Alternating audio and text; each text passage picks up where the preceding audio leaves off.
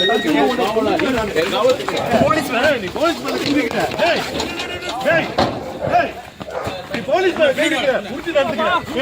இருக்கியா தள்ளி போன துப்பாக்கி. வணக்கம் சார். வணக்கம். நேற்று நாம் தமிழர் கட்சியின் தலைவர் சீமான் அவர்கள் வீட்டில் போலீஸ் போய் சம்மன் ஓட்டியிருக்காங்க. அதை அங்கே இருந்த காவலாளி கிழிச்சு போட்டுட்டு அதுக்கப்புறம் நிறைய பிரச்சனைகள் நடந்து ரொம்ப இதாக போயிட்டு இருக்கு. என்ன நடக்குது? ஏன் இந்த விபரீதம்? அவர் நேராக வருவார், கதவை தட்டுவார், வெயிட் பண்ணுவார். கூட வந்த வெள்ளை சட்டைக்காரன் கதவை தட்டுவார். கதவை சீமான் வீட்டுடைய காவலாளி சீமானால் நியமிக்கப்பட்டவர். அவரு கதவை திறப்பார். அவருடைய வேலை என்ன? காவல் காப்பது. யாராவது வந்திருந்தா விவரம் கேட்பது, தேவையென்றால் வீட்டுக்குள்ள அனுமதிப்பது, இல்லைன்னா இல்லை. வந்திருப்பவர் ஒரு காவல்துறை அதிகாரி. அவர் கதவை திறப்பாரு, அவர் ஏதோ கேட்பாரு. அடுத்த செகண்டு அவர் கழுத்துல கையை வச்சு உள்ள தள்ளிட்டு போடுவாங்க 3 பேரும். ஏதோ அவரை தான் பிடிக்க வந்த மாதிரி அவங்க ரியாக்ஷன் இருக்கும். கரெக்டா? தள்ளிட்டு போய் அவர் கையை முறுக்கணும்னா அவர் திமிருவார். அவர் திமிரி அவர்கிட்ட விடுபட பார்ப்பாரு. மறுபடியும் அந்த இன்ஸ்பெக்டர் ஒரு ரிப்போர்ட்டர் கதிரவன் எடுத்துட்டு இருப்பாரு. கதிரவனை நோக்கி கையை நீட்டி எடுக்காதான்னுவாரு. அவர் அதை பத்தி சட்டம் செய்யாம அவர் அங்க லைவ் கொடுத்துட்டு இருப்பாரு. இவர் உடனே மறுபடியும் திரும்பி போய் 3 பேர் சேர்ந்து அவரை மடக்கி இழுத்து கொண்டு வந்து வண்டியில ஏற்றுவாங்க. அவர் இதில் இடுப்புல துப்பாக்கி இருக்கும். அப்புறம் அவர் இடுப்புல துப்பாக்கி இருக்குங்க, சுற்ற போகுதுன்ற மாதிரி அவர் சொல்லுவார். அப்புறம் துப்பாக்கியை பிடிக்கிடுவாங்க. எக்ஸ் சர்வீஸ் மேன் சொல்லுவார். ஏறும்போது மரியாதை குறைவாக திட்டி உள்ளே ஏற்றிடுவாங்க. கரெக்டா? இப்படியா வருவார். அவங்க சீமான் மனைவி சாரி சொல்லுவாங்க. என்ன சாரி அப்படின்ட்டு ஏறிட்டு போயிடுவாங்க 3 பேரும். கரெக்டா? இப்படிதான் பேசுவார் அவரு, இப்படிதான் பண்ணுவாரா அப்படின்ற மாதிரி ரொம்ப ஆக்ரோஷமா பேசி இது பண்ணிட்டு. அதுக்கு இன்னைக்கு அவங்க விளக்கம் கொடுத்துருக்காங்க. நான் ஏன் சாரி சொன்னேன்னா, நான் எனக்கு எதுவுமே தெரியாது, சவுண்டு கேட்டு நான் வெளியில் வரேன். வந்தவுடனே அவரை ஏற்றிட்டு பாருங்க இப்படிதான் பண்ணுவாரா அப்படின்னு கேட்டப்போ அவர் என்னுடைய காவலாளி இவர்கிட்ட ஏதோ அடிதடியில் ஈடுபட்டிருக்காரு மாதிரி எனக்கு இதாகினா, அதுக்காக நான் மன்னிப்பு கேட்டேன். சாரின்னா சாரின்னு சொன்னால் விட்டுருவான்னு நினச்சிட்டு இருக்கிறாங்க அவங்க. அப்படி சொன்னேன். அப்புறம் பார்த்தா அவங்க போயிட்டாங்க அப்படின்றாங்க அவங்க. இப்போ இவர் எதுக்கு வந்தார்? விசாரிக்கிறதுக்கு வந்தார். விசாரிச்சாரா? இல்லை. அவர் இந்த காவலாளியை அரெஸ்ட் பண்ணி கூட்டு போகிற மாதிரி தானே வந்திருக்காரு. கரெக்டா? அந்த சம்மன் அவர் கிழிச்சாரா? இல்லை. இன்னொரு வேற ஒருத்தர் அழகா ஜாலியா ஒரு பைக்ல உட்காந்துட்டு ஸ்டேஷனுக்கு போவார். அவரே ரிமாண்ட் பண்ணிட்டாங்க. சொல்றேன். அப்போ நீங்க வர்றீங்க, ஒரு விசாரணை அதிகாரி, கதவு தட்டுறீங்க. அங்க இருக்கிற காவலாளிக்கு உங்க கூட சண்டை போடணும்லாம் நோக்கம் இருக்காது. அவரு அங்க காவல் காத்துட்டு இருக்காரு. கதவை திறந்தோன்னா யாருங்கன்னு கேட்குறாரு. நீங்க யாரு? விசாரணை அதிகாரி. சம்மன் பேப்பர் ஒட்டிட்டு போனோம், அதை கிழிச்சிருக்காங்க. வீட்டில் யார் இருக்கா? மேடம் மட்டும் இருக்காங்க. மேடத்தை கூப்பிடுங்க, விசாரிக்கணும். ஒரு விசாரணை அதிகாரி தானே பண்ணுவாங்க. போலீஸ் ஃபோர்ஸை லாஸ்ட்டாக தான் பயன்படுத்துவாங்க. அதுவும் பப்ளிக் பிளேஸில் பயன்படுத்தவே மாட்டாங்க கூடிய வரைக்கும். அதுவும் இது ஒரு சம்மன் பேப்பர் கிழிக்கப்பட்டது சம்மந்தமாக விசாரிக்க போனது. ஏன் எவ்வளோ கோவம்? அதுவும் அந்த காவலாளியை அப்படி மடக்கி பிடிச்சி ஏற்றிட்டு போகிற அளவுக்கு என்ன இருக்குது? அப்போ நீங்கள் விசாரிக்க போனீங்க. அந்த காவலாளிகிட்டே இந்த மாதிரி நான் நீலாங்கரை ஸ்டேஷன் இன்ஸ்பெக்டரு, நான் வந்திருக்கேன், மேடம்கிட்ட சொல்லுங்கள், நான் வரணும், உள்ளே வரலாமா, இல்லை மேடம் வர சொல்லுங்கள், நான் விசாரிக்கணும் அப்படின்னா முடியாதுன்னு மல்லு கட்டி அதே ஜாவ் கிவ்னு ஏதாவது சண்டை கண்டை போட்டிருந்தா அதுக்கப்புறம் அவரை அப்போ கூட அவரெல்லாம் மடக்க முடியாது. ஓரந்தள்ளி வேணால் அது பண்ணலாமா? குண்டு கட்டாக தூக்கி போடுற அளவுலாம் கிடையாது. பண்ணியிருந்தா கூட ஓரளவு நியாயம்னு சொல்லியிருக்கலாம். ஆனால் நான் பார்க்குற காட்சி பதிவில் அப்படி இல்லை. சரி, நீங்கள் எதுக்கு வந்தீங்க? விசாரிக்க வந்தீங்க. பிடிச்சி ஏற்றிட்டு அந்த எஸ்ஐ யார் வந்தா? நீங்கள் தான் சொன்னீங்க. எஸ்ஐ அவங்க 2 பேர் போயிட போகிறாங்க. நீங்கள் விசாரிச்சுட்டுலாம் போகணும். விசாரிச்சிங்களா? விசாரிக்கல. நாளைக்கு கோர்ட்டு கேட்கும். அந்த மாதிரி போனீங்களே, விசாரிச்சிங்களா? என்ன முடிவுக்கு நீங்கள் வந்தீங்க? ஏன்னா விசாரணை அதிகாரி அவர். நாளைக்கு இவங்க மேலே வழக்கு போடும்போது எதற்காக இவரை நீங்கள் இது பண்ணீங்க அப்படின்னப்போ சீமான் தரப்பு வழக்கறிஞர்கள், ஐயா ஒரு பெரிய தலைவர், அவருடைய காவலாளி அவர் வாட்டில் அவர் வேலையை வீட்டில் இருந்து பார்த்துக்கிட்டு இருந்தார், ஏற்கனவே அச்சுறுத்தல் இருக்குது, அந்த நேரத்தில் இந்த இதை கிழிச்சிருக்காங்க, எங்கள் வேலையால் தான் கிழிச்சாரு, நாங்கள் படிச்சிட்டோம் அதனால் கிழிச்சிட்டோம், அது சட்டத்துக்கு விரோதம்னா அதுக்குரிய தண்டனை என்னவோ அது அவர் அனுபவிக்க போகிறாரு. ஆனால் இதை பற்றி விசாரிக்க வந்த ஆய்வாளர் எடுத்த உடனே கதவை திறந்த உடனே 2 வார்த்தை கூட பேசலை. எங்கள் காவலாளியை அவருடைய வேலை வர்றவங்கள யாரு என்னன்னு விசாரிச்சு அதுக்கப்புறம் அனுமதிக்கலாமா வேணாமான்னு முதலாளி நம்மகிட்ட கேட்டு பண்றது. அது அதிகாரினா கொஞ்சம் மரியாதை கொடுத்து ஃபர்ஸ்ட் ப்ரிஃபரன்ஸாக மேடம் இந்த மாதிரி இன்ஸ்பெக்டர் வந்திருக்காரு, நீங்கள் வரீங்களா இல்லை நான் உள்ளே கூப்பிட்டு ரிசப்ஷனில் உட்கார வைக்கவா அப்படின்றது அவருடைய ஒர்க்கு. ஆனால் குண்டு கட்டாக அவரை போட்டு முறுக்கி இது பண்ணி இவர்களை திமுறினோன்னா தாக்குன மாதிரி ஒரு தோட்டத்தை உருவாக்கி இது மாதிரி பண்ணியிருக்காங்கன்றது அவங்க தரப்பு வாதமாக இருக்கும். காணொலிகளும் அதை தான் சொல்லுது. அப்போ இதை பார்க்குற பொதுமக்கள் இந்த அரசை எப்படி நினைப்பாங்க? இது போன்ற அதிகாரிகளால் அரசுக்கு எவ்வளோ கெட்ட பேர். இன்னைக்கு என்ன காவல்துறை பொறுப்பு வகிக்கிற முதல்வர் வந்து இந்த மாதிரி பண்ணுன்னு சொன்னாரா? சொல்ல முடியாது. இல்லை இன்னும் மேலே அதிகாரிகளை இந்த மாதிரி போய் நடந்துக்குன்னு சொல்லுவாங்களா? சொல்ல முடியாது. எதுவுமே இல்லை. ஏன் இவ்வளோ கோபம்? ஏன் இவ்வளோ இது? நீங்கள் இவங்க ஏதாவது சண்டை கிண்டை போட்டு இன்ஸ்பெக்டரோட எகிரிட்டு அடிக்க வந்துன்னா நீங்கள் இவ்வளோ ஃபோர்ஸ் காமிக்கிறீங்கன்னா உண்மையிலே ஏற்றுக்கலாம். ஒரு காவல்துறை அதிகாரியை பணி செய்ய விடாமல் தடுத்துட்டு இந்த அளவுக்கு இந்த காவலாளி பண்ணுறாருன்னா நீங்கள் கொண்டு போனது கரெக்டு தான்பா அப்படின்னு நம்ம சொல்லலாம். அப்படி எதுவுமே நடக்கலையே. ஒருத்தன் உள்ளே இருக்கிறான், வேலையை பார்த்துக்கிட்டு இருக்கிறான், கதவு திறந்தோன்னா 2 செகண்ட் கூட இருக்காது, யாருங்க நீங்கன்னு ஏதோ தடுத்துடா போல இருக்குது. உடனே அவரை நெட்டி தள்ளி ஓரம் கொண்டு போய் அவரை தான் பிடிச்சி கொண்டு போகிறாங்க. யார் கிழிச்சாங்களோ அவரை பிடிக்கிற ஏற்பாடு இல்லை. வந்தாங்க, தள்ளினாங்க, பிடிச்சாங்க, வண்டியில் ஏற்றுனாங்க, போயிட்டாங்க. அதுக்கு பிறகு இவரை ஒரு வண்டியில் தனியாக 2 வீலரில் கொண்டு போகிறாங்க. இந்த கிழிச்சவர். ஆமா, அது தனியா இருந்துச்சு. அவர் வந்து வெள்ளை கலர் சட்டை, கோடு போட்ட சட்டை, ஒரு லைட் எல்லோ. இவரையும் இப்படி பண்ணாங்க. இல்ல நான் ஒரு இதுல இருந்து பார்க்கும்போது நான் ஒரு சாதாரண ஒரு இதுல இருந்து பார்க்கல. இது நடந்த உடனே ஒரு கருத்து உருவாக்கப்படுது. ஒரு சேனல்ல பார்க்கும்போது நீ போலீஸே பண்ணுவியா நீ அப்படின்னும், இன்னொன்னு இவங்கள வச்சு பழைய விஷயங்களை வச்சு இவங்கள பாக்குறது. நீங்க என்னடா சாதாரண ஆளுங்களா? ஒரு பொண்ணை 7 முறை கருக்கலைப்பு செஞ்சா விட்டுருவாங்களா? அதை கொண்டு வந்து இந்த காவலாளியை அரெஸ்ட் பண்ணுறதோட பொறுத்துறது. இப்படிலாம் பண்ணும்போது பார்க்குறவங்க மனநிலையும் வேணும். அவ்வளோ திமுர் ஆறு கொஞ்சமாடா பேச்சு பேசுகிறீங்க, இன்னும் நான் போலீஸில் பார்த்துட்டு இருக்குமா, வாயிலே மிதிங்க ஆஃபீஸர் அப்படின்வாங்க. ஆக்சுவலாக அவங்கள விட்டுருங்க. பொதுமக்கள் வந்து எப்போவுமே ஒரு உணர்ச்சி வயப்பட்ட ஒரு சம்பவத்தை வச்சு தான் பார்ப்பாங்க. ஆனால் பொதுவாக பத்திரிகையாளர்கள் நம்ம சட்டத்தை வச்சு தான் பார்க்க முடியும். இந்த இடத்துல ஒரு சட்ட ரீதியாக என்ன நடக்கணும், ஒரு ஐஓ இன்வெஸ்டிகேஷன் ஆஃபீஸர் என்ன பண்ணணும்னா, முதல்ல அவர் வந்த நோக்கம் விசாரிக்கிறதுக்கு, யார் கிழிச்சாங்க அதுன்னு விசாரிக்கிறதுக்கு. அந்த வீட்டில் இருக்கவங்க யாருன்னா இவங்க இருக்காங்க, சீமானுடைய மனைவி இருக்காங்க. அவங்கள கூப்பிட்டு, என்ன மேடம் நாங்கள் இந்த மாதிரி ஓட்டிட்டு போனதை எப்படி கிழிக்கலாம்? இல்லை சார் நாங்கள் படிச்சிட்டோம் கிழிச்சிட்டோம். இல்லைங்க அது வந்து சட்டப்படி குற்றம், அதனால் அதை கிழிச்சவரை நாங்கள் அரெஸ்ட் பண்ண போகிறோம். யார் அது அனுப்புங்க. ஏன்னா அவங்கள விஷுவலில் பார்த்துருப்பாங்க.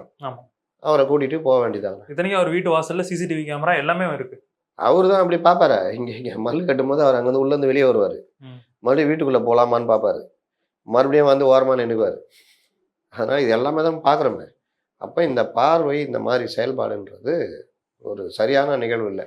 இது மாதிரி இன்றைக்கி ஓகே சீமானை பிடிக்காது, ஓவர் ஆட்டம், தம்பிகளுடைய திமிர் பேச்சு, அதனால் அனுபவிக்கிட்டோம். அந்த நடிகை இந்த மாதிரி பண்ணல, அனுபவி அப்படிலாம் ரைட்டு. அவர் ஒரு பார்டர் செக்யூரிட்டி ஃபோர்ஸில் இருந்தவர், நாட்டுக்காக நம்மளுக்காக நின்றவர், அவருக்குரிய மரியாதையோடு நடத்தணும்ல. துப்பாக்கி வச்சுருந்தாரு, அவங்க சொல்கிறாங்க லைசன்ஸு, அதை அவருடைய தொழிலுக்கு பயன்படுத்தக்கூடாது. நமக்கு தெரியாது, சட்ட பிரகாரம் அது தவறுன்னா நடவடிக்கை எடுங்க, ஒன்றும் பிரச்சனையே இல்லை. அதுக்குள்ளெல்லாம் யாரும் வரப்போகிறதில்ல. இந்த நடைமுறையை தான் நம்ம கேள்வி கேட்குறோம். இந்த நடைமுறை எல்லா இடத்துலையும் இதாகுமா? இப்போ பேர் சண்முகம் இருக்காரு, அவர் ஒரு வழக்கில் அவங்க வீட்டில் அவர் இல்லை, அவரை போய் போலீஸு போகிறாங்க. இது மாதிரி அவங்க வீட்டில் இருக்க வாட்ச்மேனை போட்டு முள்ள கட்டி தூக்கிட்டு வந்தா மார்க்சிஸ்ட் கம்யூனிஸ்ட் கட்சிக்கு சும்மா இருக்குமா? இல்லை விடுதலை சிறுத்தைகள் தலைவர் திருமாவளவன் அவர் வீட்டில் ஒரு இதை விசாரிக்க போகிற இன்ஸ்பெக்டர் என்ன ஏதுன்னு கேட்காம எடுத்த உடனே ஒட்டிச்சு மண்டைக்கு ஏற்றிட்டு போயின்னு தான் யாரா கேட்கணும்? யாருமே கேட்க முடியாது. தலைவர் வீடு, தலைவர்கள்ன்றதுக்கு ஒரு மரியாதை இருக்கா இல்லையா? கண்டிப்பாக. இங்கே என்னன்னா, இந்த சமூக வலைதளங்களில், சமூக ஊடகங்களில் இந்த மாதிரி தலைவர்களை கொச்சைப்படுத்துவது, இந்த மாதிரி விஷயங்கள் போகும்பொழுது சீமானை ஒரு கட்சி தலைவராக பார்ப்பதில்லை. அவர்களும் இது போன்ற விஷயங்களை அரசியல் ரீதியான போராட்டமாக கொண்டு போகிறதில்லை. இந்த காவல்துறை அதிகாரிகள் இவருக்கு எதிராக பண்ணும்பொழுது அப்போ மாவட்டம் முழுவதும் உங்களுக்கு தான் எல்லா இடத்துலையும் ஆள் இருக்காங்க, தமிழகம் முழுவதும் இருக்காங்க. தமிழகம் முழுவதும் ஆர்ப்பாட்டமாக போராட்டமாக கொண்டு போயிருந்தா அதிகாரிகளுக்கு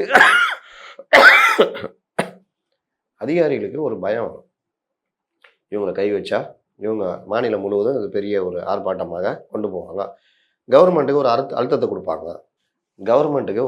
கொடுப்பாங்க. அதனால் இவங்களாம் கை வைக்க வேணாம் அப்படின்னு. இன்னொன்று நியாயம் என்னென்னு ஆர்ப்பாட்டம் நடக்கும் பொழுது தமிழகம் முழுவதும் வெளிப்படும், பேசுவாங்கல்ல. அப்போ இது பிரச்சனை ஆகும்போது ரிப்போர்ட் போடுவாங்க உளவுத்துறையெலாம். இந்த விஷயத்தில் அந்த சம்மந்தப்பட்ட காவல்துறை அதிகாரி சரியாக நடக்கலை, அதனால் அரசு கெட்ட பேர் அப்படின்னு. அப்போ இந்த மாதிரி விஷயங்கள் எல்லாத்தையுமே தவிர்ப்பது நல்லது. இது எல்லாத்தையும் சேனல்லையும் மற்றவங்களும் பார்த்து பெரும்பாலும் இதை ஏற்றுக்க மாட்டாங்க. என்னையா நான் கதவு திறந்தோடனே நெட்டி தள்ளிட்டு போய் தூக்குறாங்க. அந்த போஸ்டர் கிழிச்சவன அந்த மாதிரி பண்ணியிருந்தா கூட ஏதோ கோவம் இருக்குன்னு சொல்லலாம். அந்த இதை கிழிச்சவங்க இல்லை, கோவப்படுறதுக்கு என்ன இருக்குது சார்? எனக்கு அது ஒன்று தான் புரியல. கோவப்படுறதுக்கு இதில் என்ன இருக்குது? வர போகிறீங்க, அரெஸ்ட் பண்ண போகிறீங்க, தூக்கிட்டு போக போகிறீங்க. இங்கே என்னன்னா, உடனே நீங்கள் ஒரு டெம்ப்ளேட் மெசேஜ் வெளியே வந்ததா இல்லையா, இவர் யார் தெரியுமா, அவருடைய பையன் தெரியுதா? இப்போ ஒன்றுக்கு பின்னாடி என்னென்ன இதுதாவது பாருங்க. அவர் யார் தெரியுமானா இன்னும் பல விஷயங்கள் இருக்குது. இன்னைக்கு அறப்போர் எடுத்து வேற ஒரு மேட்டர் போட்டிருக்காங்க. அப்போ இந்த மாதிரி விவகாரங்களில் அதிகாரிகள் எனக்கு என்னன்னு தான் நடப்பாங்க. அரசு இதை கண்காணித்து கரெக்டாக பண்ணால் அரசுக்கு நல்ல பேர். இதை இப்படியே விட்டுக்கிட்டு இருந்தால் இந்த அதிகாரியே கண்டுக்கல, நம்ம இன்னும் கொஞ்சம் பண்ணலான்ட்டு தான் ஒவ்வொருத்தருக்கும் வரும்.